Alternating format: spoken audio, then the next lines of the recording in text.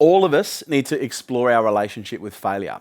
And when things go wrong, what does it mean? Like for me personally, I used to be someone who was embarrassed of failure. I used to feel ashamed of failure. I used to give myself guilt, and I used to self-abuse. My partner, I was having a bit of a D&M with her last night. She's someone who struggles with a lot of self-doubt. She's diagnosed with like anxiety. And look, it's not something that I've ever struggled with, so I don't really know how to help her sort of get through that. Every time I've talked to her about it, the end outcome is her just thinking like, nah, this is just the way that it's always going to be. This is how I am. And look, the best way to deal with that is to build self-worth, because it sounds to me like there could be, and again, there's so many questions that I could ask if I was talking to her. And a lot of this would come down to how she's been trained to relate to information, how she's been trained to relate to feedback, how she's been trained, self-trained or externally trained to relate to failure. And so, where I feel kind of compelled to go with this is really looking at your relationship with your environment. And so the example would be, okay, so what's your relationship with when someone does give you a bad comment? What's your relationship when you do get something wrong? What is your relationship with failure? Because one of the things that I've seen that, really sabotages a lot of people is they have a really bad relationship with any form of failure, whether that failure be, criticism, which is perceived as failure, making a mistake, which is perceived as failure, or anything in between.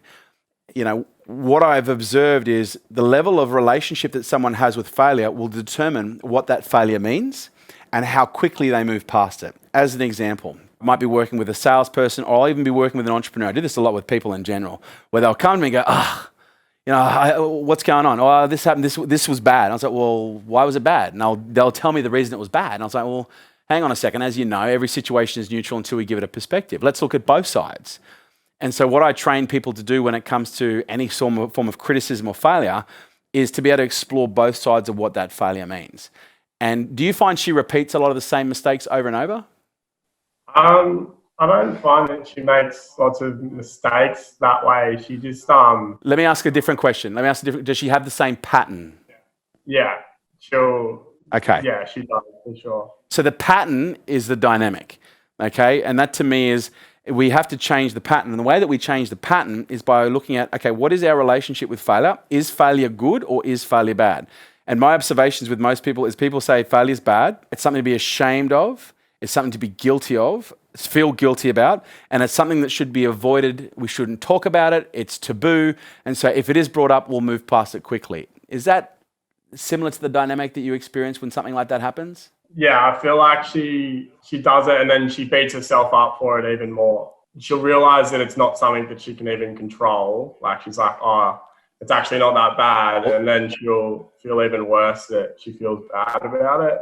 It's just this never-ending cycle, and it just really fucks with her, if that makes sense. Look, it sounds like to me there's a lot of work to be done, and it's not going to be fixed by me answering one question. But the one thing I will say to you to wrap this up is all of us need to explore our relationship with failure. And when things go wrong, what does it mean? Like for me personally, I used to be someone who was embarrassed of failure. I used to feel ashamed of failure. I used to give myself guilt, and I used to self-abuse. I never cut myself, but I would be fucking nasty inside my head. Like I remember even when I was younger, if I did things wrong, I remember there was a couple of times it happened where I did things wrong and I'd actually punch myself in the face. Like I was self-abusive. And so what I had to start doing was looking at the relationship with the feedback from my environment. And failure is this one form of feedback. And as I say when I'm working with sales guys, you might be trying to sell someone and they might give you all the reasons why they're not going to buy and they don't buy. But then you come and get some coaching from someone like myself, and then I show you all the things that you could have done that you didn't do and the things that you could do differently next time. Now, you're going to do one or two things. You're going to go, fuck, I got it wrong. I should have done that. I just fucked it up again. Or you're going to go, wow, what a valuable experience. If I hadn't have made that mistake, I wouldn't have asked that question. Then Kerwin wouldn't have given me these answers. And now I wouldn't know new information that's going to make me a better salesperson. Holy shit, I'm so glad I didn't sell that person. Holy shit, I'm so glad I got that objection. Holy shit, I'm so glad I failed in my first business, because if I didn't fail in my first business, I would have learned all these incredible lessons that are now supporting my second business to be even stronger the second time. And so when we start looking at our relationship with failure, we've got to ask every scenario that comes back to us, what's the benefit of this? Oh, there's nothing. There's a benefit. You just got to ask, what skills, knowledge, and experience am I getting that I don't have? How is this making me better, sharper, faster today than I was tomorrow? Now, I promise you, if you get her to ask those questions when these things arise and you force her to come up with answers, she won't like it, but she'll come up with the answers. And that becomes a pattern. To me, failure isn't something that shouldn't happen. It's something that should happen, and it's a signpost designed to give you a cue, because you're here, you want to be here. There's a gap in the middle. And the thing that's preventing that gap from closing is skills, knowledge, and experience. And you won't know. When you first start a business, you don't know what skill, knowledge, and experience you necessarily need.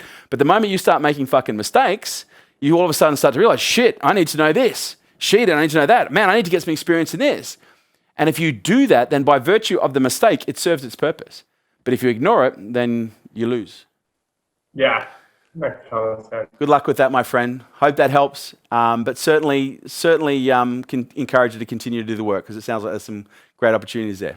Hey YouTube, thank you so much for watching this video. I would love to know in the comments below, what was your number one takeaway? Give me a thumbs up and hit the subscribe button if you'd like to see more content like this in your feed, and share this with someone you think that it might actually help. And I look forward to seeing you in the next video.